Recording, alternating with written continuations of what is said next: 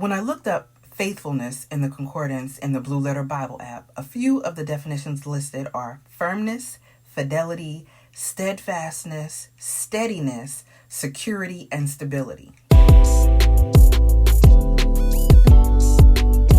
Whether you're new here or you've been following me for a while, welcome.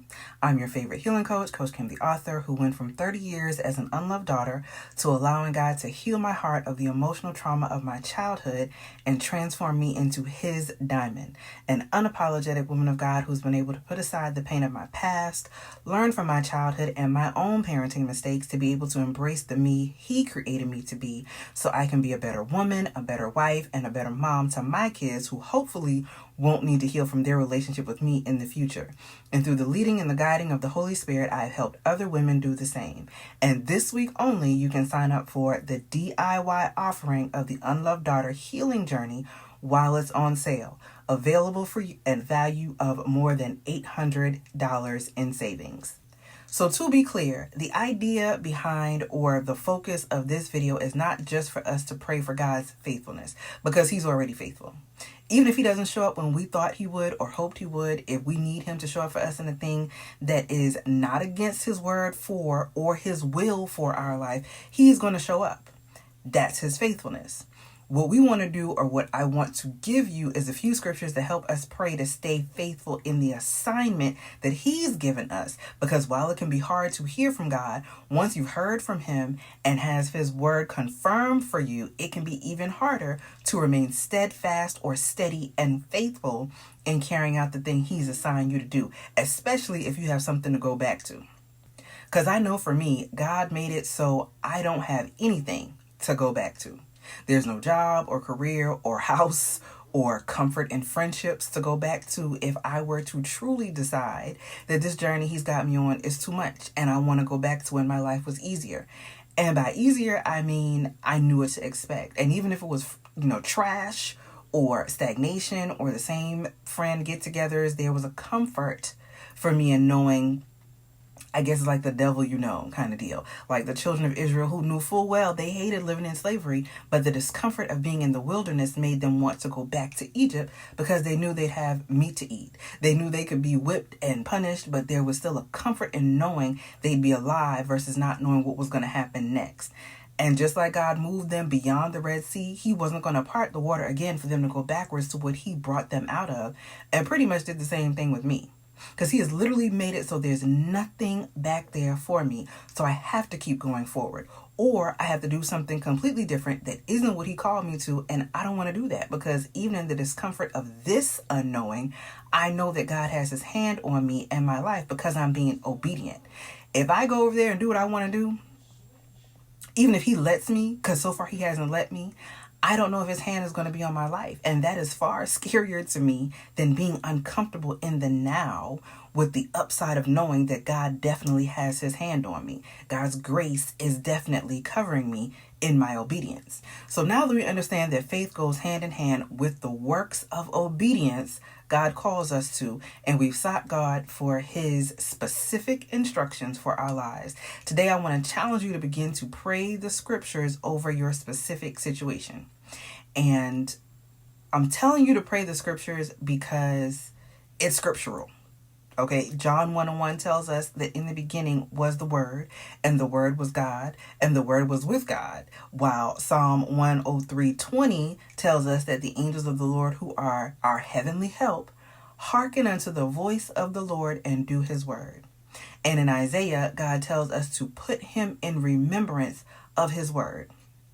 So if the word is God, and the angels hearken unto the voice of God, which is the word of God, that God himself tells us to remind him of, not because he forgot, but to give us a legal foundation with which to approach him to be blessed of the promises that he put in those words, why would we pray anything else?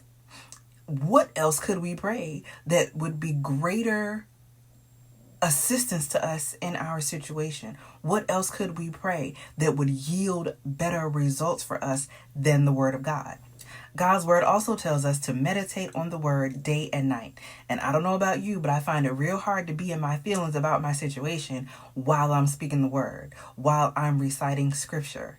It's literally and scripturally my weapon of choice, where I can find myself crying because I'm upset with what's going on around me, and then crying in thanksgiving for the power of God over my life, because the realization of that was brought to life by the truth of the word of God in the scriptures that I'm speaking over my situation.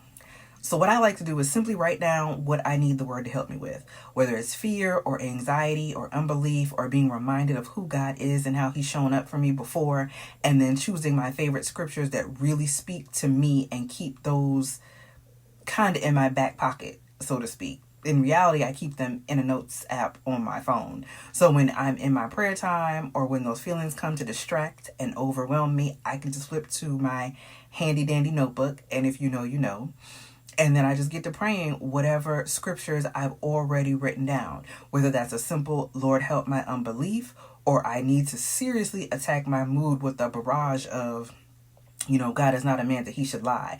I'm the head and not the tail, above only and never beneath. I am the apple of my daddy's eye. There will be a performance of the things God spoke to me of the Lord. He will not break the covenant that he made with me, nor withhold any good thing from me, because I walk uprightly in him, and I cast not away my confidence in him that's working for me a great recompense of reward, because the blessings of the Lord make me rich and add no sorrow with it. And on and on and on, depending on how hard the enemy is attacking me and how frustrated I happen to be at the time. So I'm being led by the Holy Spirit to say that other than praying the scriptures, if you have received a heavenly language, pray in that.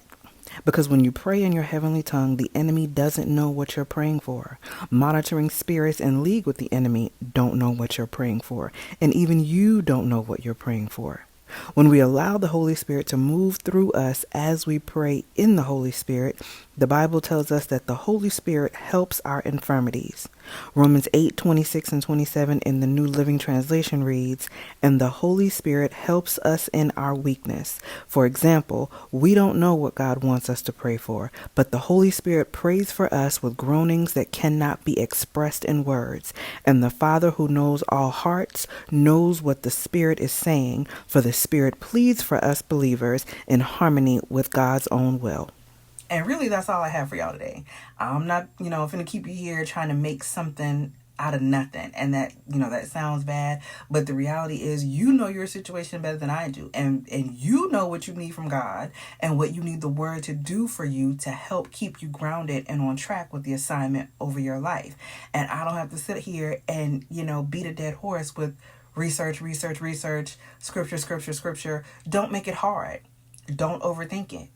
It's up to you to find the scriptures that speak to your situation and move on your heart, and then speak it in prayer and know that God hears you and is going to answer you and come through for you.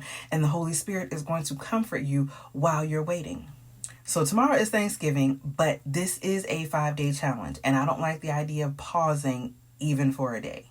I think it's better if we stay the course and then finish strong and, show up the way we committed to show up on day one. So tomorrow, same time, same bad channel, as they say. And until then, y'all stay blessed.